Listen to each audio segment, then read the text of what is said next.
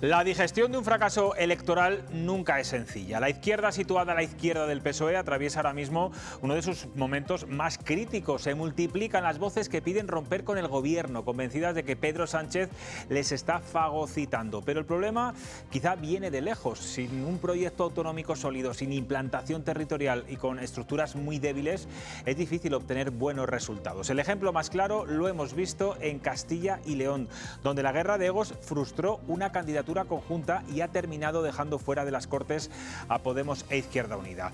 Hoy, en plena autopsia política, el panorama aparece profundamente deteriorado. Esto no solo les afecta a ellos, también inquieta al PSOE, que sabe que para gobernar no basta con caminar en solitario.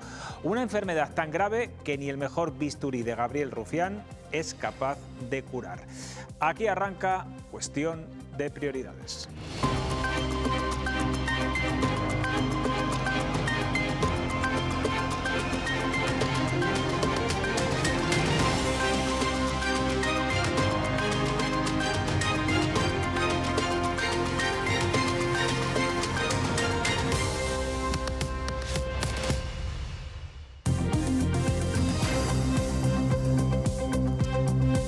¿Qué tal están? Buenas noches. Alberto Núñez Feijóo ya se ha cansado. Le ha pedido directamente a Santiago Abascal que deje de marear la perdiz con los pactos y que se aclare de una vez. Le exige que antes de que acabe abril haya un acuerdo que desbloquee los gobiernos en Extremadura y Aragón y también un pacto para la presidencia de las Cortes de Castilla y León.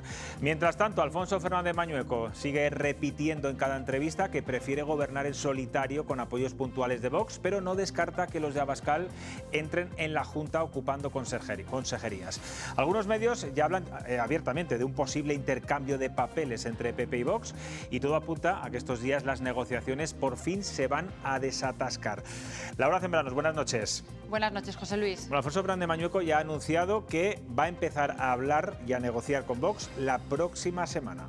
Sí, así lo ha confirmado el candidato del Partido Popular. Comenzará una ronda de contactos, primero con Vox, también se reunirá con los partidos regionalistas después y en último lugar con el Partido Socialista, con quien ya ha anticipado que no pactará. Está previsto que la negociación comience ya de forma inminente la próxima semana entre Mañueco y Pollán, tras recibir ayer la felicitación del líder de Vox por el resultado de las elecciones.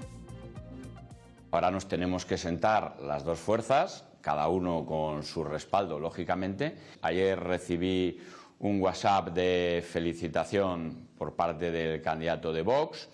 Yo creo que, bueno, pues a partir de ahí podemos tener en los próximos días, como digo, conversaciones. El señor Abascal lo ha dejado bien claro. Medida a medida, pues medida a medida hablaremos. No hay ningún problema. Un gobierno en solitario y medida a medida puede ser con un pacto parlamentario o un acuerdo de legislatura. Pero si tiene que ser un gobierno en coalición, lo hablaremos.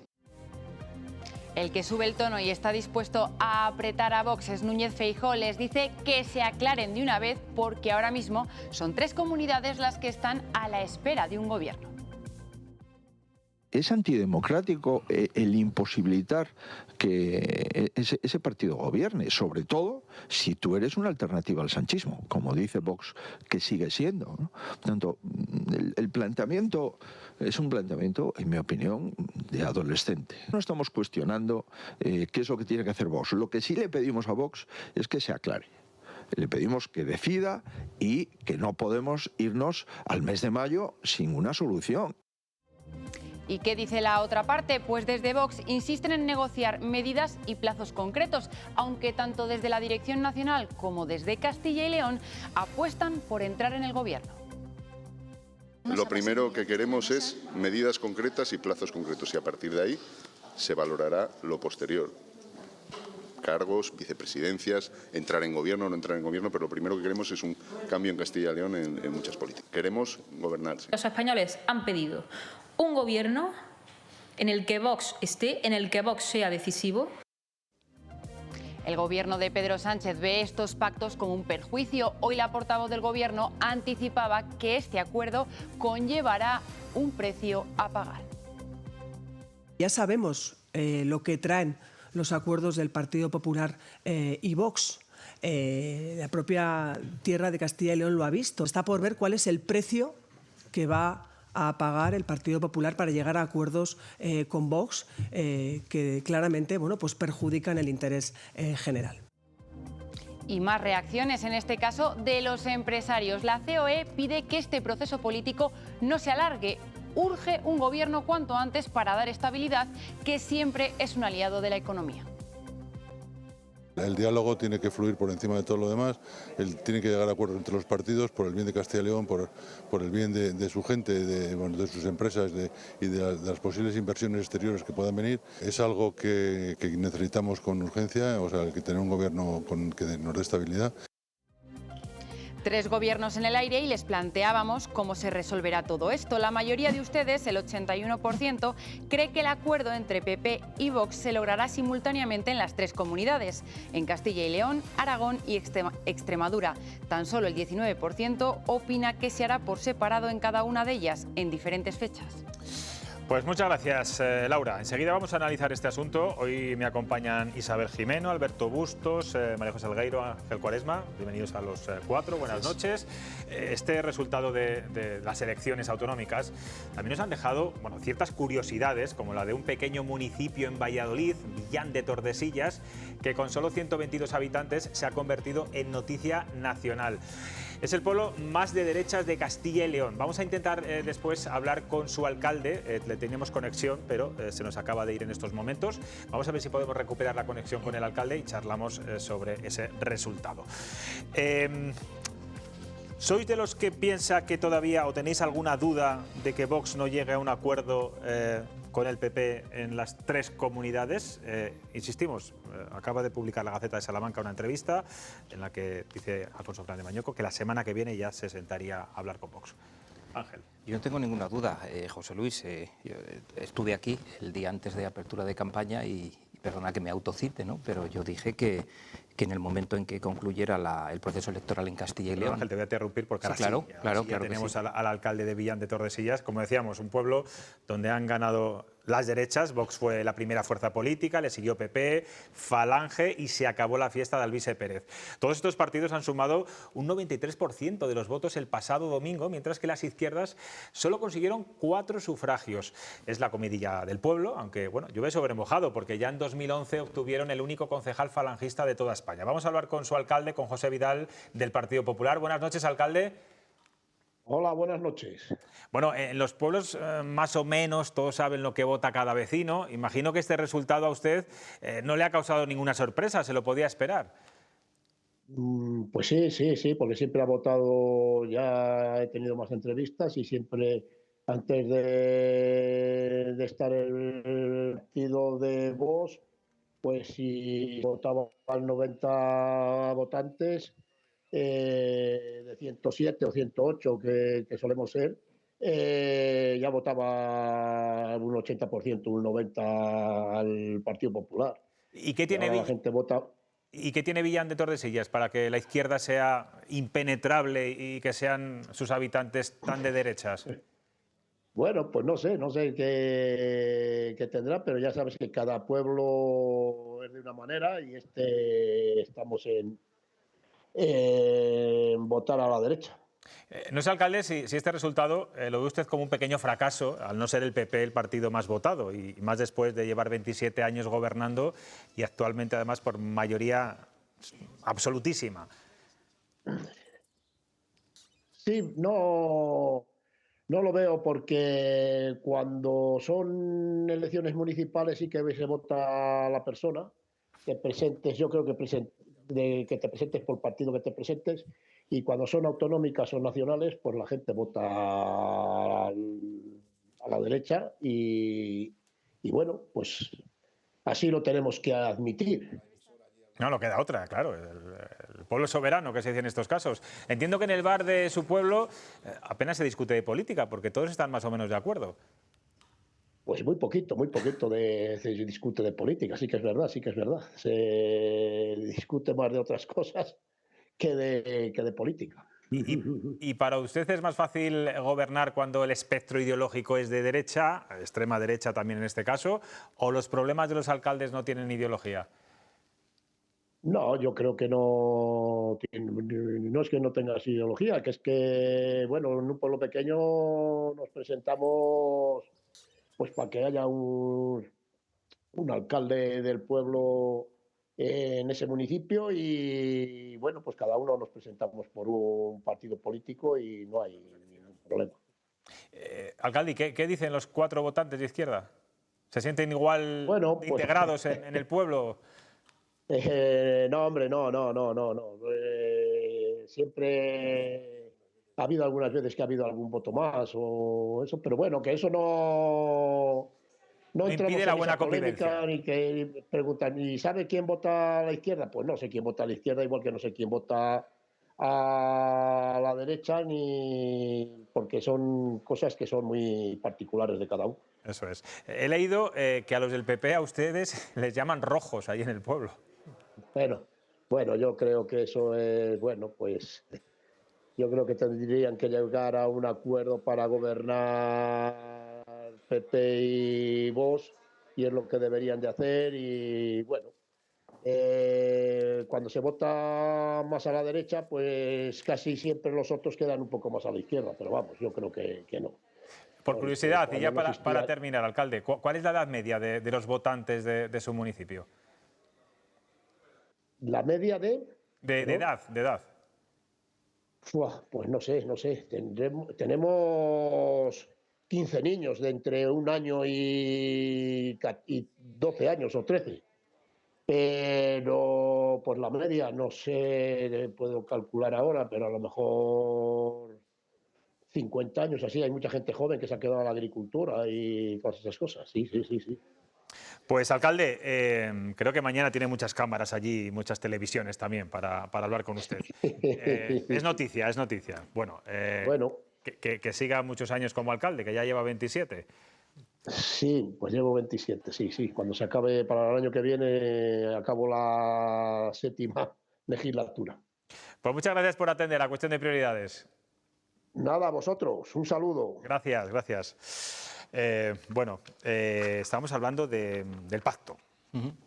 Decías, decía José Luis que habías acertado las quinielas. Aparte de todos, sí, no, solo he acertado yo, de los muchos que vienen a esta tertulia, solo he acertado yo y con un pequeño desliz. No, decía, que comentábamos en la noche anterior a la apertura de campaña que el horizonte se despejaba automáticamente, no automáticamente, pero con mucha rapidez el 16 de marzo y estamos ya a 17. Es verdad que los dos partidos políticos en liza, que en este caso son PP y Vox, querrían retrasarlo un poquito más a que pasen las elecciones andaluzas, que parece que podrían ser el 31 de mayo para no interferir en el viaje del Papa o el viaje del Papa, no interferir en el proceso electoral. Pero ya, sobre todo por la anticipación de las elecciones extremeñas, no se puede dilatar hasta el 31 de mayo.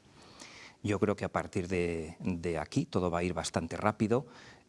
Ayer por la mañana hubo dos... ¿Se va a hacer conjuntamente con las 3 comunidades? Yo creo que sí. En el año 2019 es verdad que estamos hablando de otros partidos, que en aquel caso eran Partido Popular y Ciudadanos, pero el pacto fue... Es verdad que coincidieron varias elecciones autonómicas, ¿no? Pero el pacto fue global. De hecho, aquí en Castilla y León todos sabemos que el entonces líder de Ciudadanos, Paco Igea, previsiblemente prefería un pacto con el PSOE de Tudanca que con el PP de Mañueco, pero bueno, fue vicepresidente de la Junta con Mañueco. Ahora estamos en un escenario distinto, las elecciones solo han sido en 3 comunidades autónomas y con un partido distinto, Vox, que no es Ciudadanos, pero yo creo que sí que va a haber un pacto global. Los contenidos luego ya los debatimos. ¿Sí? María José, ¿entiendes de alguna forma el rapapolvo que le echa hoy Feijóo a Abascal diciendo, venga, vamos ya? Quiero decir, no, esto no se puede dilatar más y vamos, casi son 3 meses bloqueado el gobierno de Extremadura, en Aragón empiezan las negociaciones pero muy incipientes y estamos en Castilla y León que no se puede esperar más, ¿no? Y una vez además que parecía que Vox quería que llegara el 15 de marzo para empezar ya a conformar gobiernos.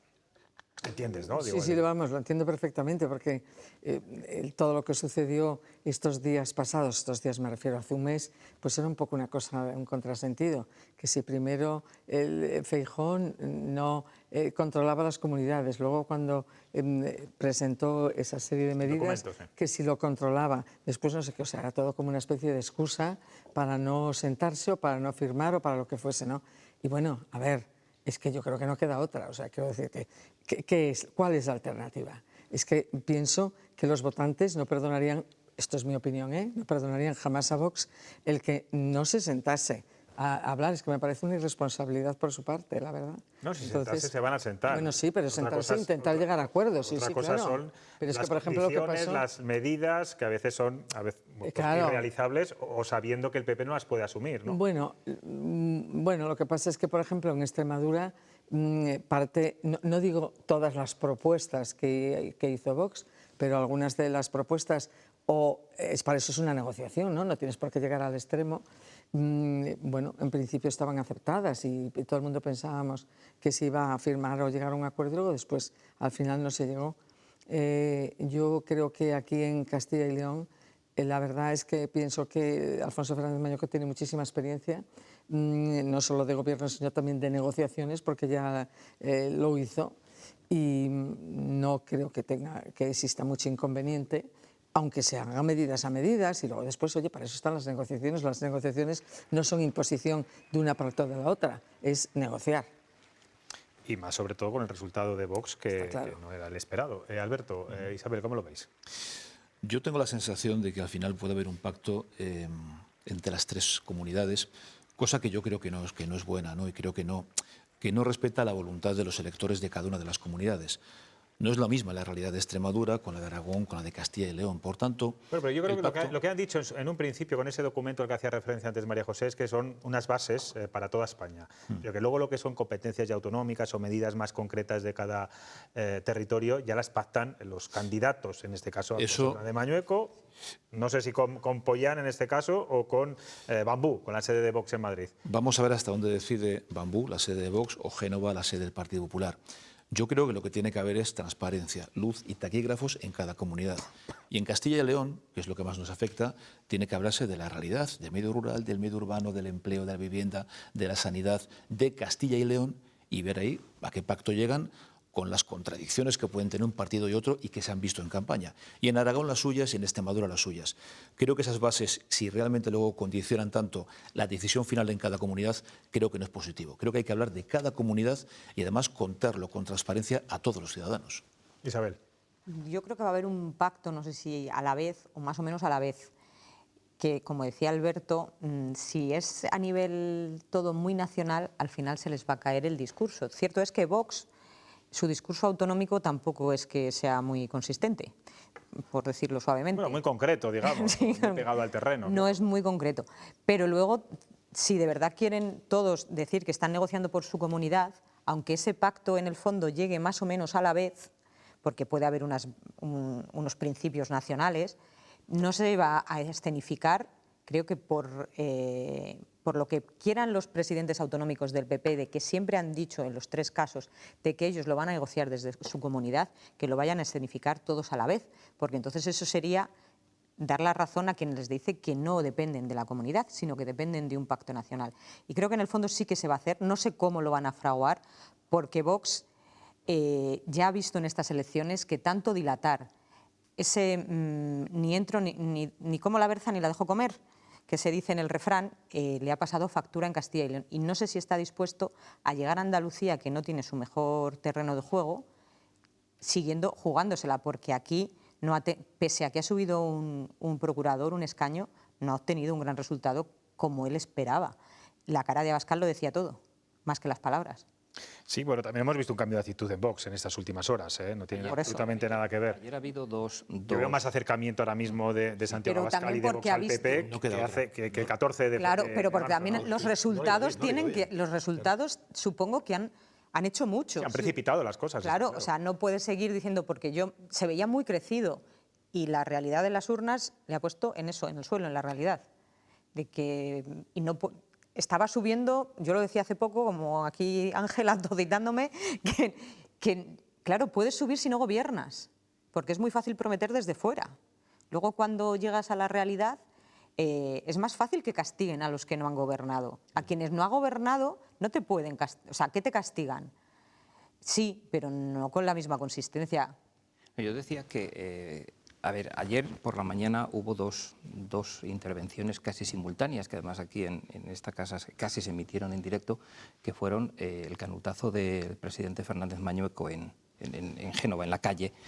y la intervención ante la prensa de Abascal. En el canutazo de Mañueco, el hoy presidente en funciones decía que el documento que se firmó hace ahora 4 años, en 2022, podía ser una buena base para iniciar las negociaciones. Luego dijo otra cosa que podría parecer una pequeña contradicción, y es eso de prefiero gobernar en solitario que en coalición, porque el documento era un documento de gobierno. Casi al tiempo, Abascal decía casi textualmente: tranquilo, Alberto, se refería a Núñez Feijóo, tranquilo, Alberto, que vamos a gobernar. Yo no sé si quiere decir que vamos a gobernar juntos, solos no van a gobernar, claro. Yo creo que esos 2 datos de ayer casi simultáneos era la clave, ¿no? Me pides la palabra. Sí, por dos cuestiones, ¿no? No sé cómo se presentarán esas negociaciones, si se presentarán conjuntamente de cara al público en las comunidades con todas las comunidades autónomas al mismo tiempo. Pero yo creo que se van a negociar, aun con esas bases, por separado. O sea, yo no veo que la negociación de Castilla y León se lleve desde Génova. O sea, creo que la negociación desde Castilla y León la va a llevar Alfonso Nunca se ha hecho, Fernández además. Mañueco. Siempre ha tenido autonomía los varones para negociar. Bueno, y yo creo que con Alberto Núñez Feijóo, si cabe todavía más, porque él ha sido presidente autonómico y siempre ha apostado por esa autonomía que tengan las comunidades. Yo no veo a nadie más que Alfonso Fernández Mañueco negociando los acuerdos. En 2019 el pacto con Ciudadanos fue un pacto global, no fue un pacto autonomía por autonomía. Bueno, pero aunque fuese un pacto global, y yo no sé, no sé, a lo mejor sí, pero yo no lo veo así. O sea, yo lo veo como lo estoy diciendo. Verdad, el 2022 sí que se negoció aquí en Castilla. Pero porque solo éramos nosotros, solo era Castilla y León. Bueno, y es que ahora también fueron... Bueno, a mí me parece que, aunque luego después se presenten públicamente, como digo, al tiempo, se escenifiquen, yo creo que las negociaciones aquí se van a llevar desde aquí. Y luego, a mí no me parece, Ángel, que exista contradicción en esas declaraciones o en esas manifestaciones que hizo ayer Alfonso Fernández Mañueco. No me lo parece, porque indudablemente él prefiere gobernar en solitario. Sí, claro, sí. Eso está claro. Sí, claro. ¿Quién no va a preferir no lo está ocultando? Claro, él lo dice, además es que me parece lo razonable. Sí, claro. Claro, o sea, todo el mundo queremos. Él ha sacado unos muy buenos resultados, con lo cual, consiguientemente, quiere gobernar en solitario. Eso sí, María José, para que la gente lo sepa, con pactos puntuales con Vox desde fuera del gobierno. Desde fuera del gobierno, sí, bueno, pues efectivamente, ideal para Alfonso Fernández. Él gobierna en solitario y llega a pactos, como tú dices, en cuestiones determinadas. Ahora bien, si eso no es posible, porque parece ser que precisamente ahora Abascal está diciendo que quiere entrar en los gobiernos, bueno, pues entonces vamos a sentarnos, entonces vamos a hablar. O sea, lo que no tiene sentido en personas responsables y que responden a lo que han dicho los votantes en las elecciones es que diga no o sí o no, como había pasado con Vox. O sea, lo normal las fechas, perdón Alberto y María José, a mí las fechas de Extremadura me bailan, me sé mejor las de Castilla y León, pero yo creo que la fecha tope en Extremadura es el 30 de abril, ¿no?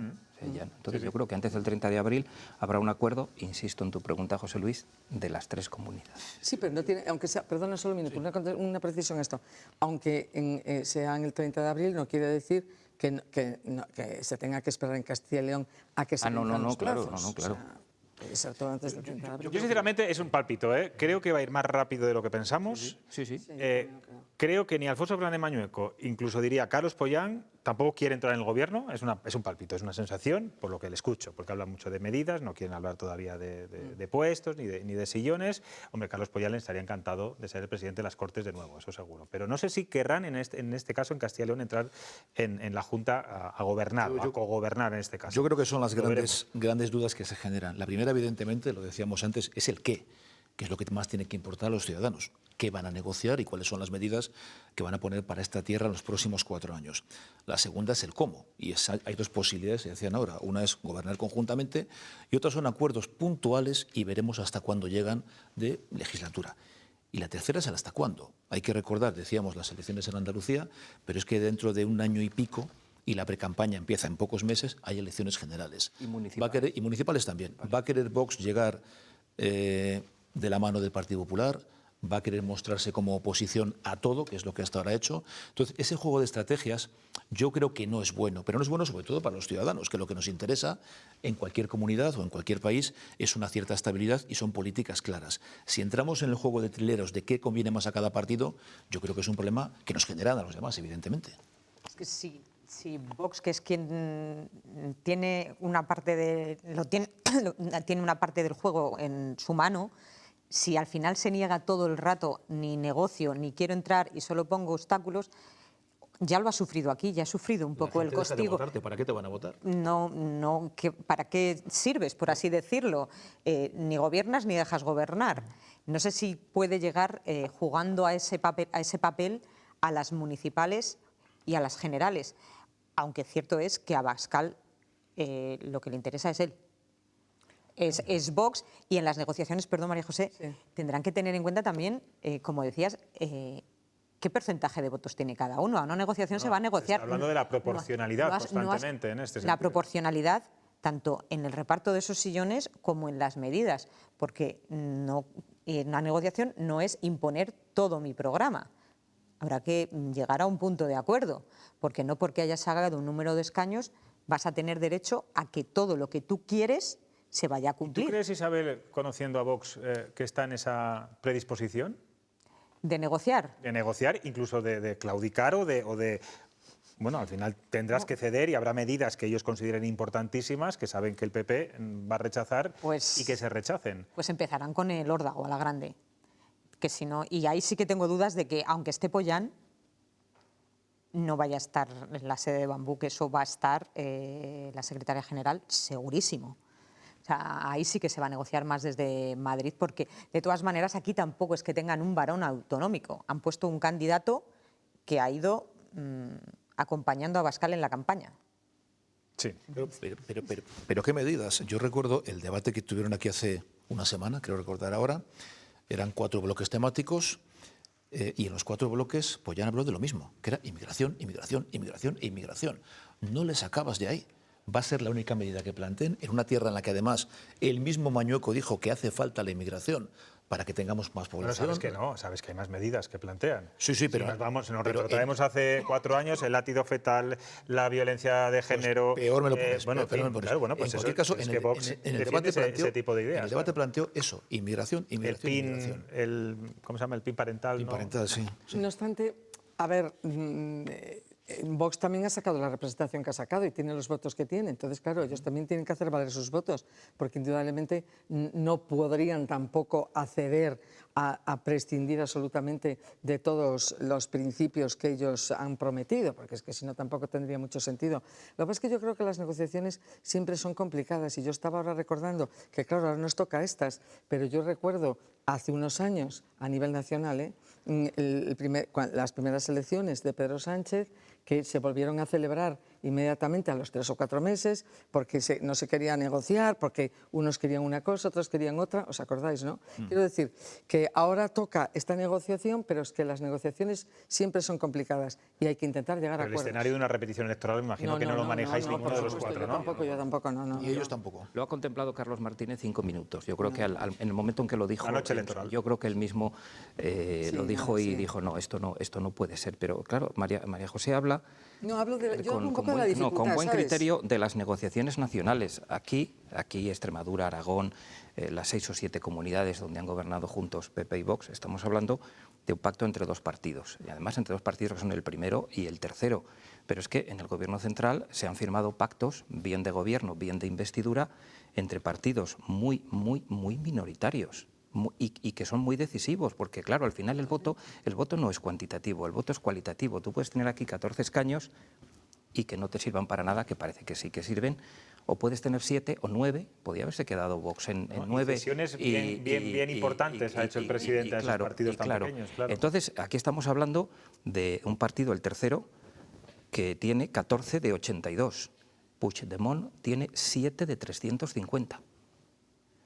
Sí, pero Junts no está apoyando al gobierno precisamente ahora. Pero decide y ha tomado decisiones. Hombre, han indultado a los tejeros catalanes. Está votando más veces con la derecha que con la izquierda. Bien, pero habrá votado con quien quiera, pero ha investido a Sánchez. En cualquier caso, los pactos, sea Junts o sea Convergencia, son históricos en este país. Sí, que no los estoy criticando, Alberto, he empezado esta tertulia defendiendo los pactos. Bueno, pues con Esquerra, espera, vamos a cambiar. Con Esquerra. En lugar de con Junts, con Esquerra. Pero no es lo mismo. No es de derecha, sí que siga apoyando. y que también tienen y Juntos por Cataluña, eso sí que es la extrema derecha. Eso sí que son racistas y xenófobos y antiinmigración. Quiero decir que negociar siempre es difícil y complicado y siempre hay que ceder. Y ya sabéis que yo también he dicho en esta mesa, porque chico, no voy a ser yo la que no diga que todos, venga, autocitaros, venga. Voy a pensar en algo, Alberto. Piensa en algo. que las cesiones que se han hecho a nivel de Gobierno Nacional, yo espero que no se hagan aquí del Partido Popular frente a vos en determinadas cosas. Igual los hay dentro de unos meses, pero de momento no hay prófugos. En el fondo, no es la primera vez que se sientan a negociar, o sea que ya se conocen. Y eso no sé si lo facilitará. Por ejemplo, Isabel, ¿a quién le interesa más que Vox entre en el gobierno? ¿A Abascal, precisamente para que, bueno, no digan, oye, ¿para qué sirve este partido si les votamos y luego no gobiernan? ¿O al propio Feijóo, o en este caso también a Alfonso Fernández Mañueco, para que vuelvan a desgastarse y vean que cuando uno está gestionando y tiene el poder puede empezar a perder ciertos votantes, que es lo que le ocurrió a Vox aquí hace 2 años, que por eso precisamente se fueron de las instituciones y de los gobiernos? Es que es complicado. Depende de cómo marche el gobierno. Yo creo que todo depende de cómo marche el gobierno, de si logras sacar medidas adelante y no estás en los escándalos.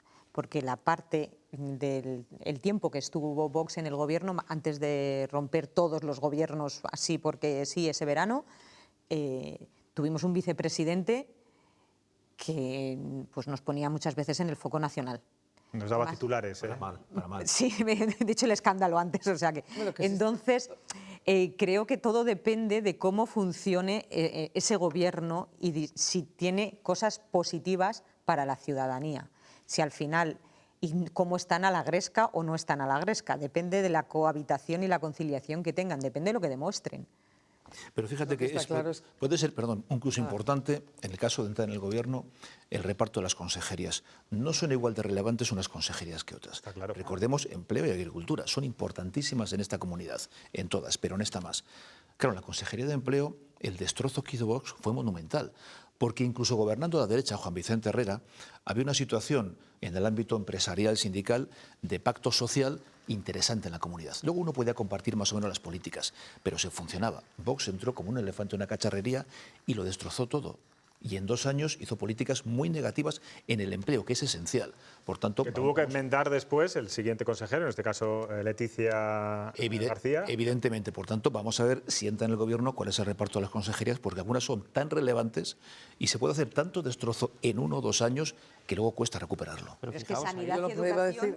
Sí. Sanidad y educación no la pide nunca nadie, porque sanidad y educación... pues sí, la pidió IGEA.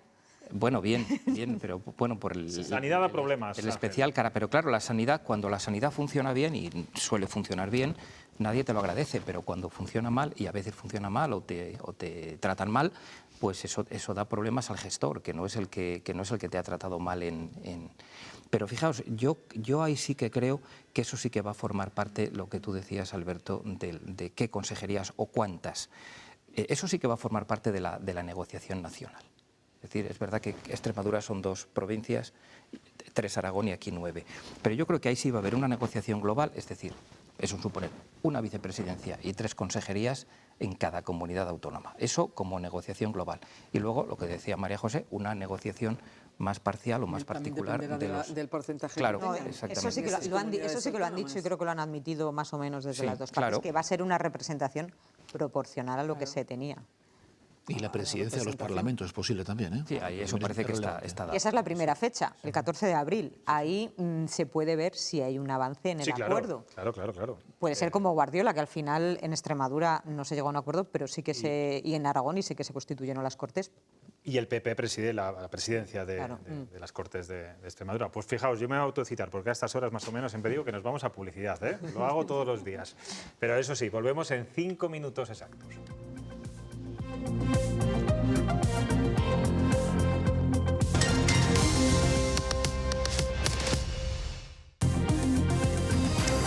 Seguimos analizando los resultados de las elecciones en Castilla y León, la crisis de la izquierda del PSOE tras pues los nefastos resultados en nuestra comunidad, donde no han conseguido mantener ni un solo escaño en las Cortes, está removiendo los cimientos de varios partidos. Según publica hoy El Confidencial, hay un clamor interno en Izquierda Unida y en Sumar para romper el gobierno. Se han dado cuenta de que Pedro Sánchez les está devorando y temen que en las elecciones andaluzas se repita la misma historia.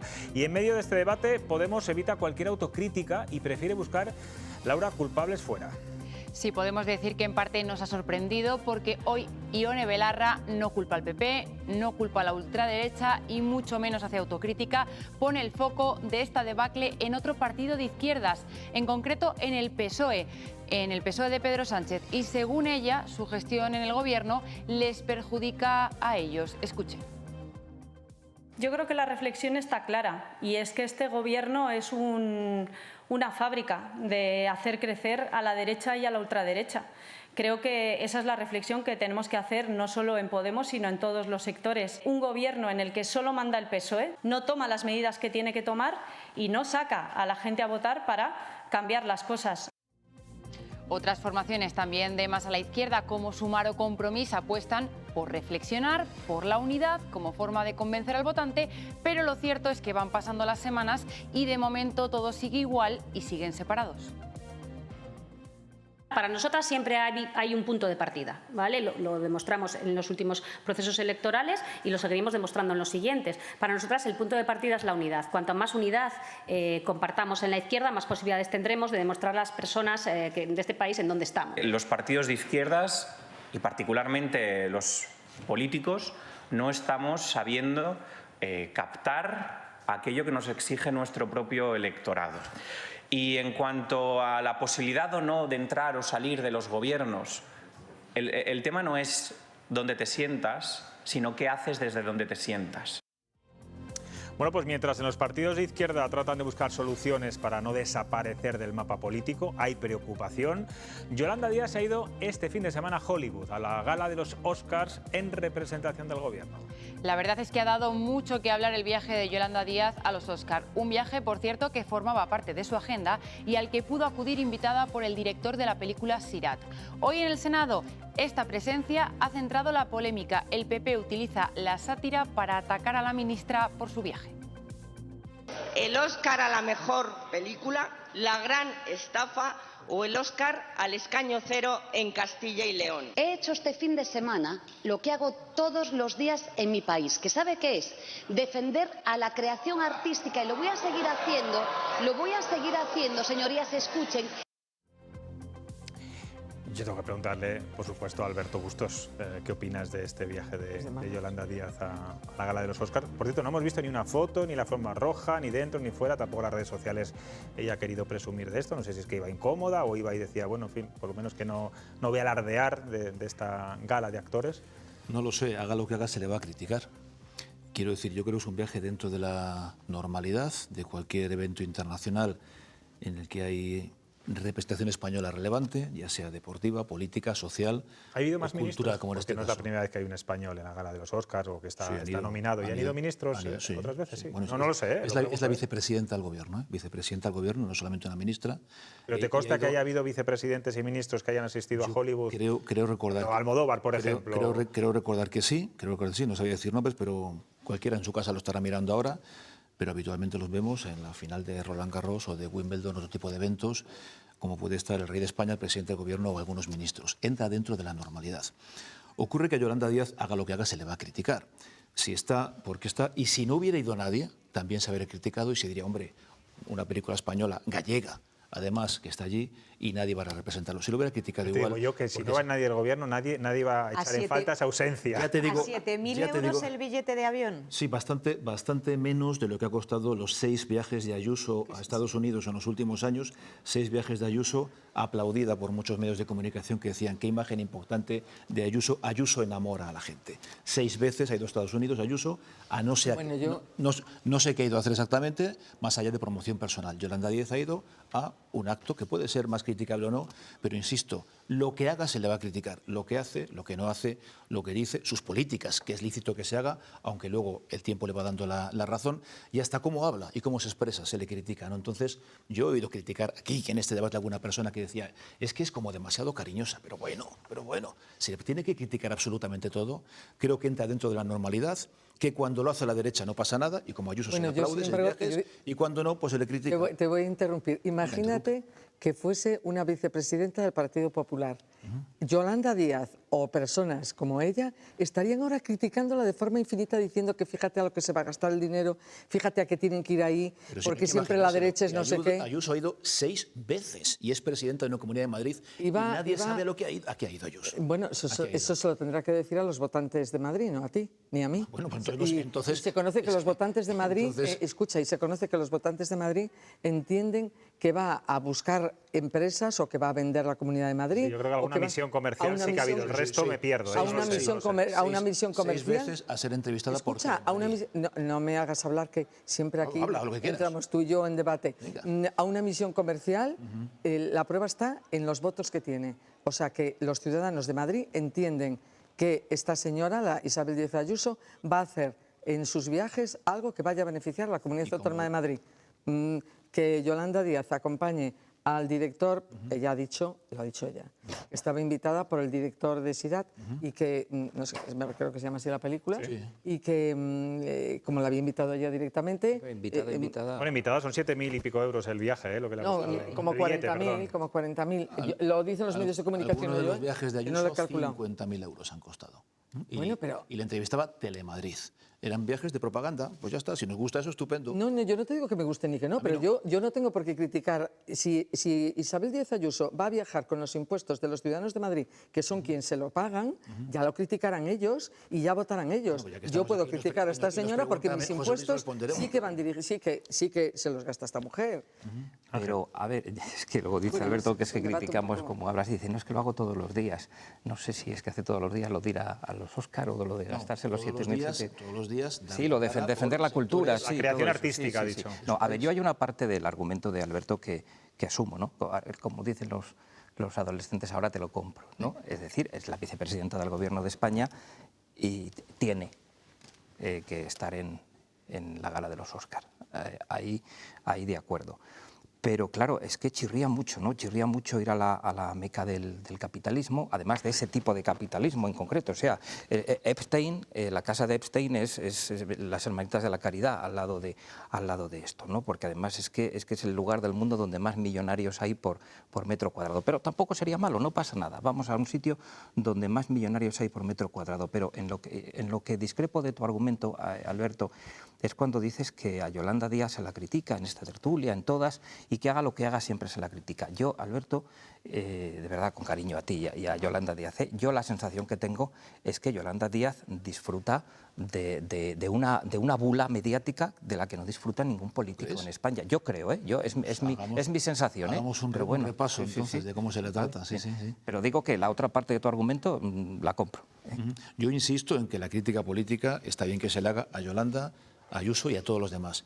Pero creo que en ocasiones se excede esta crítica y se le ha criticado, y lo hemos visto, por su forma de vestir, por su forma de hablar, por su forma de comportarse, cosas que no son críticas políticas. Y en este caso, insisto, si fuera otra persona se le habría criticado menos, y si fuera alguien de la derecha, nada. Mira, os fíis de ChatGPT, ¿verdad? Bueno, a veces.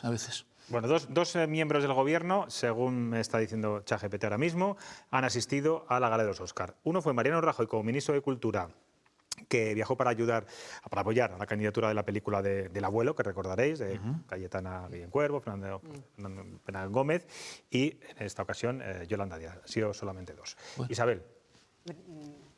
Creo que también no hay que criticar a otro para defender lo que ha hecho uno. Y que Yolanda Díaz no diese explicaciones, ni su equipo, porque desde ABC preguntaron, a por qué iba, qué había en esa agenda. Sí, a veces fue el que sacó el gasto que había supuesto este viaje, ¿no? Pues eso hace despertar las sospechas. Y no solo eso, no solo es que se critique a Yolanda Díaz por todo lo que se diga, es que, tiro mucho de refranes, pero la mujer del César no solo debe parecer honesta, parecerlo, sino serlo, ¿no? Si tú estás defendiendo mucho a la clase trabajadora, a la clase obrera, no puedes ir, cual diva, que en Navidades, pues también, y tiene todo su derecho, pues es que no encaja irte a un cotillón de a 300 euros el cubierto y luego decir que la gente no llega a fin de mes. Y tú, si has sido como vicepresidente... No, he dicho, pero yo no digo, es que yo estoy diciendo que no para defender a uno tienes que criticar al otro. Se puede criticar a todos, pero no para defender a uno, a escudarse en los argumentos de que el otro también lo hace. No, se puede criticar a todos y no estoy excusando a nadie. No, yo también lo digo. Pero bueno, claro, es que no encaja ese discurso de la clase obrera, la clase trabajadora, con gastarse 7.000 euros solo en el billete de avión y no haber dicho dónde ibas. Pues estaba muy claro dónde iba, ¿no? No, preguntaron y no lo dijo. Eso lo han dicho después. Bueno, pues porque en muchas ocasiones... ¿Por qué no ha ido el ministro de Cultura? Pues porque ha ido la vicepresidenta. Bueno, pues que lo hubiesen dicho. Así. Bueno, vale, pero vamos a avanzar porque no me quiero quedar solamente en los Oscars con Yolanda Díaz, pero sí en el momento que está viviendo Yolanda Díaz, que está viviendo Sumar, que no sé si es el mejor momento, mientras está su partido preocupadísimo por los resultados en Castilla y León, porque se está hundiendo Izquierda Unida, Sumar, Podemos. Y ella se va, iba a decir de picos pardos, pero bueno, se va de fiesta, una fiesta de gala a trabajar, vale, sí, a apoyar una película. Vamos con el contexto político. Perdona, José Luis. Ella ya ha dicho, lo oí yo antes de venir hace un ratillo, esta tarde, que le preguntaron por lo que se estaba diciendo desde Izquierda Unida y dijo que eso ya no le afecta. Contestó eso. Es que Izquierda Unida, hoy el señor Maillo ha pedido que de una vez, una vez que está descabezado Sumar, perdón Alberto, que ha pedido esta misma mañana que por favor lidere a alguien ese partido, porque están las cosas como están. Vamos con esta información que publicaba hoy el Confidencial. Yo no sé si consideras que, Alberto, que sería un salvavidas para Sumar y para Izquierda Unida salir del gobierno sin dejarlo caer, eso sí, y evitar que Sánchez les vampirice, que es lo que hemos visto al menos aquí en el PSOE de Castilla y León, que todos los votos de Izquierda Unida y de Sumar, y Podemos se han ido directamente o casi directamente al Partido Socialista. Es una opinión personal, absolutamente. No, pero bueno, tú has estado ahí, por eso me interesa mucho saber lo que piensas. En mi opinión, no hay que salir del gobierno, a no ser que se entre, como en este caso o en cualquier otro, en enormes contradicciones con lo que tú defiendes, ¿no?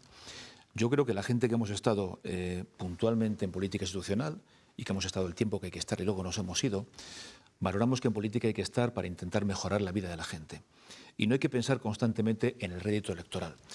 Yo recuerdo cuando en el ayuntamiento con mis compañeros de Izquierda Unida, y toma la palabra, decíamos qué hay que hacer cuando uno tiene que tomar una medida y piensa si esto venderá más o menos electoralmente. Hay que hacer lo que pensamos que sea mejor para la gente, aunque con eso pierdas votos.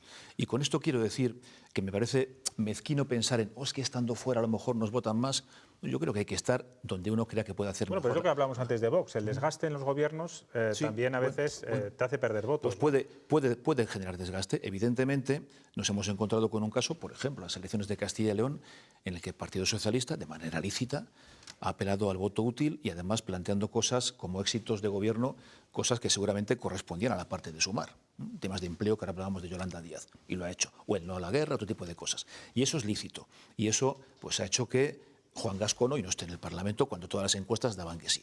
En cualquier caso, yo creo que mientras en el gobierno se pueda estar haciendo cosas buenas para la vida de la gente, buenas para las cosas del comer, que decimos siempre, yo creo que hay que estar. Y no hay que pensar tanto en el rédito electoral. Evidentemente habrá que hacer una estrategia de partido, de formaciones políticas, para intentar que eso tenga un rédito y la gente pueda ver que quien puede desarrollarlo son formaciones de la izquierda transformadora. Pero de ahí a salir del gobierno yo creo que es un salto muy grande. Es más, pero insisto otra cosa. En ocasiones se ha estado, bueno, en ocasiones no, siempre se ha estado fuera de los gobiernos y esto ha sido como una montaña rusa. Con Anguita subía a 20, luego se bajaba a 10, con Llamazares luego se bajó a 2, luego se subió. Es decir, estar o no estar en los gobiernos no ha sido determinante para la izquierda, a la izquierda del PSOE. se ha subido o se ha bajado. Entonces, si se puede estar en un momento en el cual, a pesar de la crisis que se dice, es el mejor momento en 90 años, porque se está en un gobierno, porque se ha gobernado ayuntamientos, porque se tiene peso político, van a intentar, yo creo, que siga así. Bueno, es el mejor momento, pero el resultado electoral en Castilla y León al menos está ahí.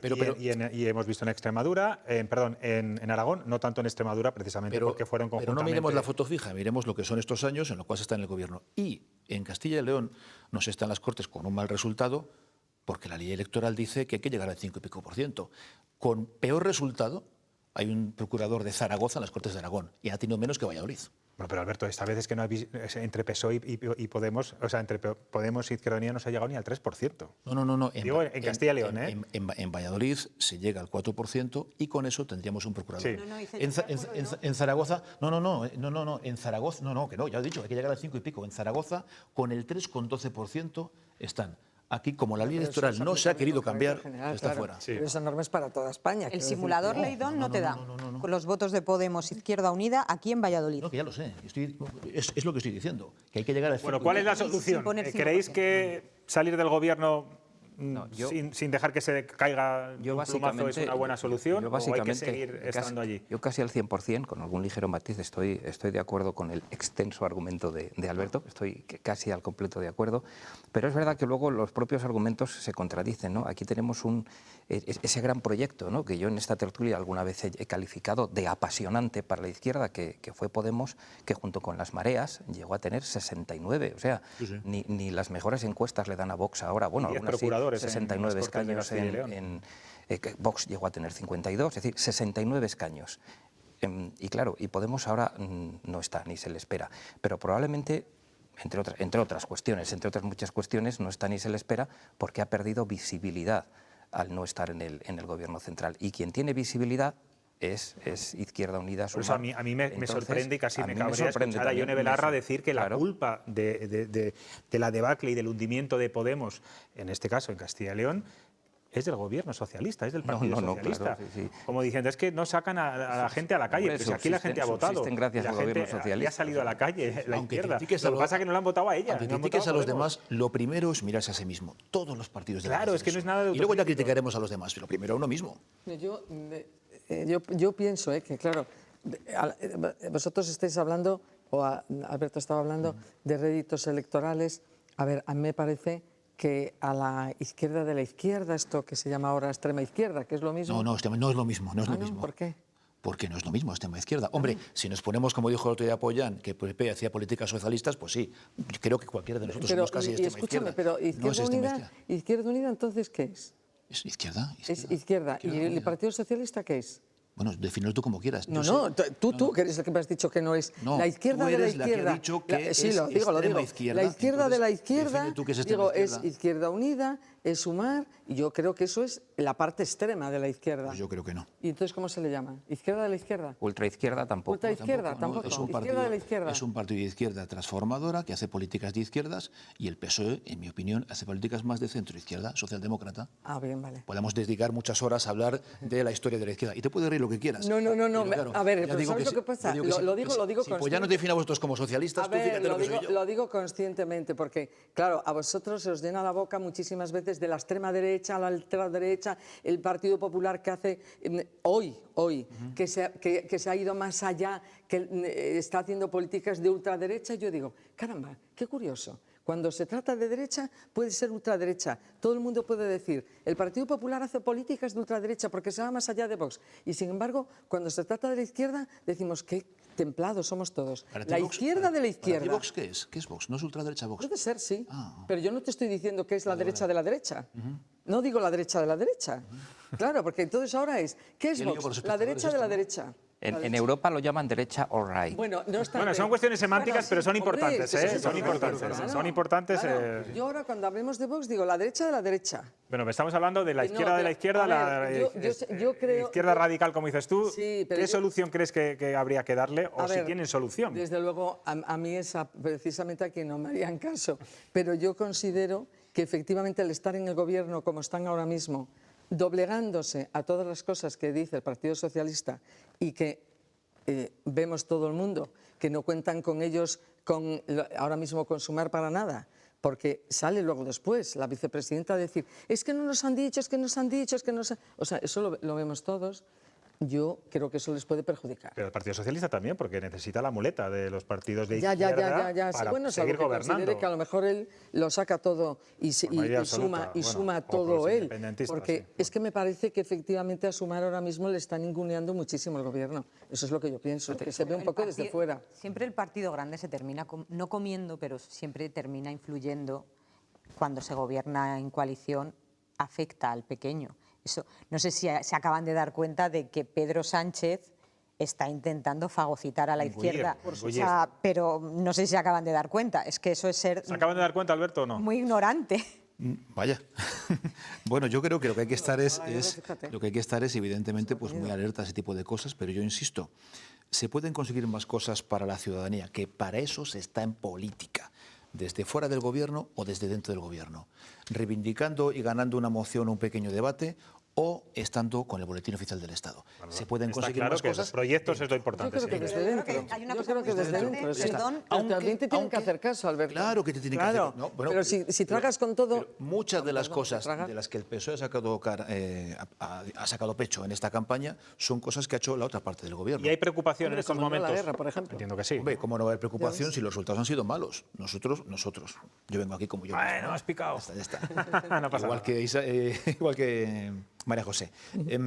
Yo creo que el planteamiento es el que decía antes. Lo primero, hacer autocrítica, ver lo que ha pasado y después ya se criticar a los demás. O sea que, mira, ayer decía Juan Fernández Miranda, periodista al que yo admiro mucho, que los procesos de reflexión no pueden ser sempiternos. Cuidado con eso de empezar a reflexionar. A lo mejor hay que tomar medidas lo antes posible. Para empezar, yo creo que poner ya una cabeza a sumar. Había una película de Bardem en la que salía un responsable del Partido Comunista que decía, por un mundo sin clases y sin reuniones. Somos muy pesados. Pues eso, ya lo sé. pues eso. Pero yo no sé si tienes un minuto, José Luis. Sí, rápidamente, que quiero cambiar a otro asunto. Había unas declaraciones muy sensatas de Miguel Ángel Llamas, antes de apagarse, donde ha sido anoche o la noche electoral, donde él abogaba, creo que ahí todas las personas de izquierdas abogáis por ello, por la unión de la izquierda. Yo no sé exactamente qué significa la unión de la izquierda o la unión de la derecha, pero parece bastante razonable.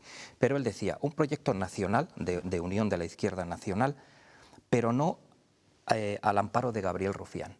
Y ahí se desató Llamas, ¿no? Y ahí empezó a decir que, bueno, le llamó racista directamente, ¿no? Vino a decir que era un racista de 3 pares de narices, ¿no? Bueno, es que tendrán que entender. Eso lo ha dicho Miguel Ángel Llamas, Claro. Sí. Bueno, vamos a cambiar de asunto. Medio minuto. Lo que sí es cierto es que la fragmentación ha penalizado, no solamente porque se vaya al voto del Partido Socialista, sino por la abstención. Yo he repasado únicamente datos de barrios de Valladolid, no todo Castilla y León. La abstención en los barrios tradicionalmente de izquierdas ha sido brutal comparado con otros barrios. Es decir, la gente se desencanta porque entiende que ha habido fragmentación y eso no lo quiere. Hay que tomar lectura de eso y ver lo que se hace. Pero en general la participación en Castilla y León ha subido. Sí, ha subido, sí. Pero en los barrios tradicionalmente de izquierda, hablo de Valladolid, ha bajado muchísimo. Bueno, vamos a cambiar de asunto. Hoy el exdirector adjunto operativo de la Policía Nacional, José Ángel González, se ha sentado esta mañana ante el juez que investiga la querella por violación, recordarán, a una subordinada que ella interpuso el pasado mes de enero. Lo ha hecho después de que compareciera la propia inspectora con la que había mantenido una relación anterior. Curiosamente, el juez ha rechazado imponer al exdao la prohibición de comunicarse con la trabajadora. Vamos a escuchar las dos versiones de esta historia. Me han destrozado la vida, me han destrozado la vida personal, familiar y profesional. Por algo que realmente no he hecho en absoluto. Por algo que no he hecho.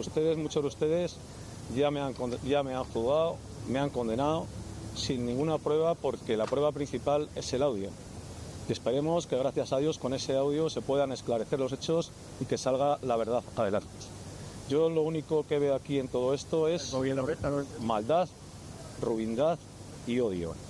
Odio por no haber conseguido las pretensiones que ella quería, pretensiones profesionales y personales.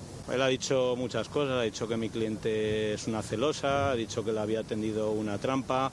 Bueno, ha hecho una serie de argumentaciones inconexas que se ha contradicho entre sí, incluso las propias preguntas del juez. Las medidas cautelares han sido solicitadas por esta parte, han sido rechazadas, cosa que pues sorprende mucho a esta parte y que va a ser recurrido.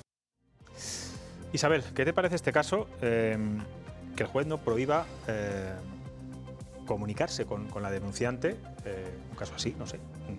ese audio del que tanto se habla, que puede ser, bueno, es la gran prueba, desde luego, y que debe ser bastante categórico lo que se escuche ahí. Aunque él hace referencia precisamente a ese audio un poco también para decir, yo soy inocente. Yo en unos casos tan delicados y que están en manos de la justicia, prefiero no opinar, sobre todo no opinar, porque es un tema judicial. Presunción de inocencia y respaldo a la víctima, presunta víctima. Y de esto también el daño que se ha hecho al cuerpo de la policía, que no todos, y se tiene que juzgar, no estoy diciendo que sea culpable, pues en el cuerpo hay sentimiento de que ha dolido. Sí, el sindicato policial han salido bastantes a y yo aquí no quiero pronunciarme porque no he estado allí, eso es lo que han dicho tanto él como el abogado de la víctima y de la denunciante, entonces me parece que ante temas tan delicados no se puede banalizar con las opiniones. Alberto. Pues estoy de acuerdo con Isabel, el tema está ahora mismo en manos de la justicia, veremos lo que se va diciendo, completamente de acuerdo, como no puede ser de otra manera, en cualquier caso, con la presunción de inocencia, pero sí recordar que las denuncias falsas en este país por agresión o por violación son el 0,008%. Es decir, a veces se tiende muchas veces a criminalizar a la víctima, es decir, bueno, a lo mejor es mentira, no suele ser mentira. Denunciar es dificilísimo, arriesgado y durísimo para una víctima.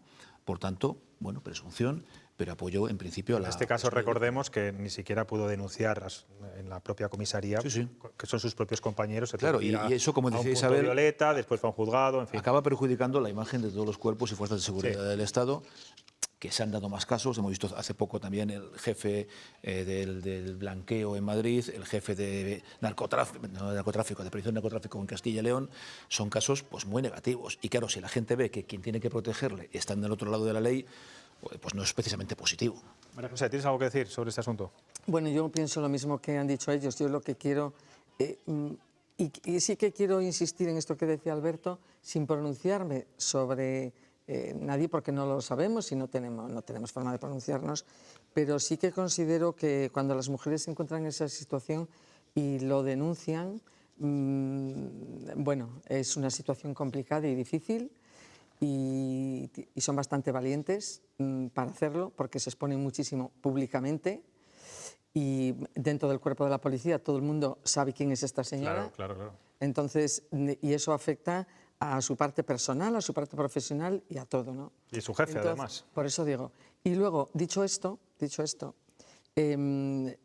efectivamente todos estos casos que se han vivido quizás afecten a la policía, pero hay que pensar que son muchísimas las personas que integran el cuerpo de la Policía Nacional y a mí me parece que las fuerzas y cuerpos de seguridad del Estado es de lo mejor que tenemos en España y eso, el hecho de que haya personas que no sean respetables dentro de esos cuerpos no significa que tengamos que dudar de la honorabilidad. Bueno, y tú como delegada del gobierno, exdelegada del gobierno, has trabajado con ellos perfectamente, si sabes de la eficacia, de la responsabilidad y de la seriedad en su trabajo. Un gran descubrimiento, exactamente, por eso lo digo, sí, efectivamente. Ángel, por último. Mira, es que es muy delicado, como están diciendo mis compañeros.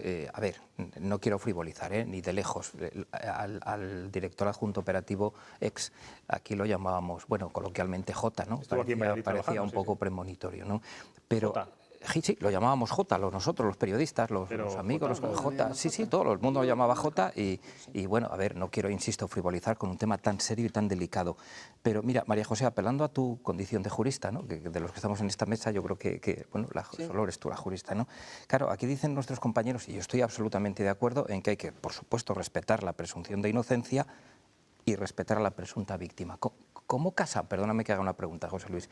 ¿Cómo casamos esto de respetar la presunción de inocencia y al tiempo respetar a la presunta víctima? Nosotros no podemos hacer otra cosa en estos momentos. Eso su UDC están trabajando en ello y para nosotros...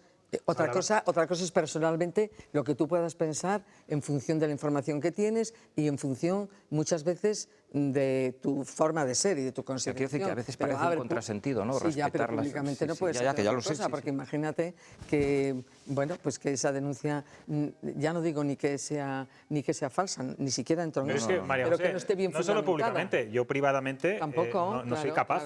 No soy capaz. Bueno, pero tú a lo mejor privadamente en una conversación privada puedes decir... Puedo dar a entender... Sí, yo desde luego siempre parece que la credibilidad se la damos a la víctima. Claro. Además, por las circunstancias de este caso. Sí, sí. De Ahora este bien, caso. pero claro, pero sí, es la justicia, claro, por supuesto, claro, la que tiene que decidir. Oye, que y además esperemos que luego lo después hay decida cuanto antes. Fundamentarlo y tienes que tener pruebas y, bueno, hay que ver muchas cosas, ¿no? Bueno, pues esperamos que se resuelva cuanto antes. Nos vamos a ir a publicidad. Nos queda todavía algunos temas que abordar esta noche de martes. ¿Hoy es martes? Sí, martes.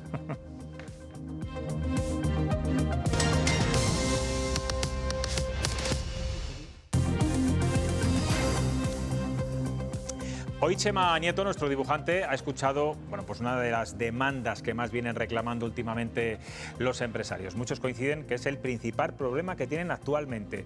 Lo vamos a ver y luego lo analizamos aquí con los contertulios.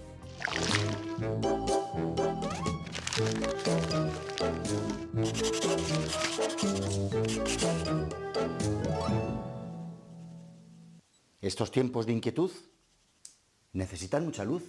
Según el estudio empresarial de Castilla y León 2026, elaborado por el Consejo Regional de Cámaras de Comercio, el absentismo laboral es el principal obstáculo a la competitividad empresarial. ¡Qué exagerados! Estoy convencido de que esto del absentismo no es para tanto. Más luz en cada rincón de Castilla y de León. ¿Ves, Ángel? Yo no puedo hacer eso. Yo no puedo poner aquí un cartón piedra y quedarme en casa. ¿Cómo veis esto del absentismo? Que es verdad que yo entrevistaba no hace mucho al presidente de COE Castilla y León, el señor Aparicio, y recuerdo que le preguntaba ¿qué es lo que, ahora que van a ser la campaña electoral, qué le pediría a los partidos? Y sobre todo hablaba de medidas para combatir el absentismo, porque pues mira, el índice es bastante elevado y Castilla y León es de las peores. Los datos, que los apuntaba un poquito Chema Nieto, los datos de impacto económico negativo en España, los datos son de ayer de COE Valladolid y de la Asociación de Mutuas, las tradicionales mutuas de trabajo, ¿no? Son 33.000 millones de euros anuales en España, 1.564 en Castilla y León y 373 en Valladolid. Este es un tema parecido al de antes, ¿no? Hay que respetar, por supuesto, la presunción de inocencia y yo estoy absolutamente convencido de que la mayoría de los trabajadores claro, porque en esas cifras que dan no sabemos si es un absentismo justificado. Claro, exactamente, ¿no? Entonces, pues un poquito lo mismo de antes. Es un problema muy grave y a quien primero perjudica el que está defraudando es al trabajador que de verdad está enfermo y legalmente necesita la asistencia de la mutua y la cotización a la seguridad social. Yo creo que coincidiréis conmigo en este asunto. ¿Cuál es la solución, Alberto, a estas cifras? ¿Más control? Yo creo que, por situar un poco, todos conocemos a alguien en nuestra vida laboral que ha sido un cara dura, yendo a trabajar o quedándose en casa. Hay gente que va a trabajar y lo conocemos todos, y todos conocemos a alguien, o nos puede haber pasado a nosotros, que no hay manera, estando enfermo, de conseguir una baja porque no se la dan o porque no se lo creen o lo que sea, ¿no? Entonces yo creo que conocemos los dos casos. Pero a veces tendemos mucho, nos pasa mucho en España, a intentar minimizar lo que somos o decir que somos peores en todo. En España, he buscado algunos datos, es uno de los países, si no el que más, de Europa, en el que más horas se trabaja.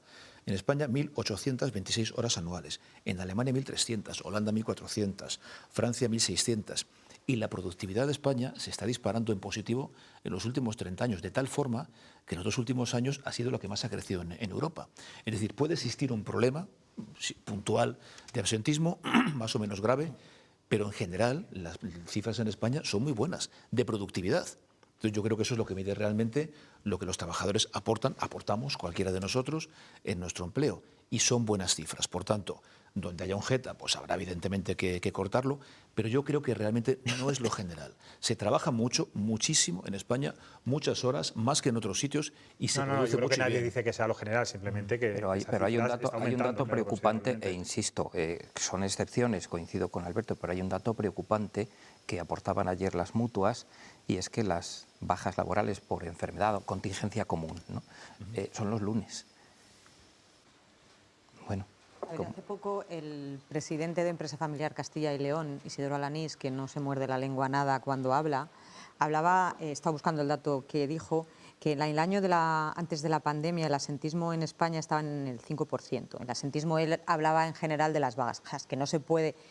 Creo que lo primero es cambiar la denominación de absentismo con esas bajas fraudulentas, y que ahora está en el 7,5%.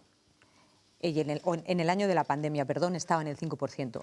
Y decía, no nos ponemos más malos que entonces. Eso es cierto. ¿Que hay profesionales de la baja? Eso lo tenemos claro, yo los llamo así. Pero no se puede criminalizar a todo el mundo ahí. Se deberían tomar medidas, igual tener más... No, yo creo que nadie criminaliza, los empresarios tampoco, están intentando decir vamos a buscar soluciones más para evitar esto. Y agilizar un poco, porque también es cierto que si tú estás en una baja y dependes de una prueba y luego otra y luego una rehabilitación, pues a lo mejor esto se te alarga mucho. Las mutuas piden poder dar bajas y altas. Quizá sí que hay que darle una vuelta. Y también a esos profesionales, hay quien, si cobras todo, pues hay gente que no se molesta en volver. Bueno, y gente que va enferma a trabajar también. Sí, gente que va y que pide el alta voluntaria, pedí yo. Eso es, lo recuerdo perfectamente. Soy consciente, soy testigo. María José, ¿quieres aportar algo a esta interesante conversación? Ya está. Vale. Bueno, pues os despido ya entonces. Ángel, María José, Alberto. Eso sí que es absentismo. Que vaya bien la izquierda, a la izquierda de la izquierda de la izquierda. Será bueno para este país. Eso es. Isabel, gracias como siempre. Mañana les veo a las 10:30 de la noche aquí en Cuestión de Prioridades. Descansen y disfruten. Adiós.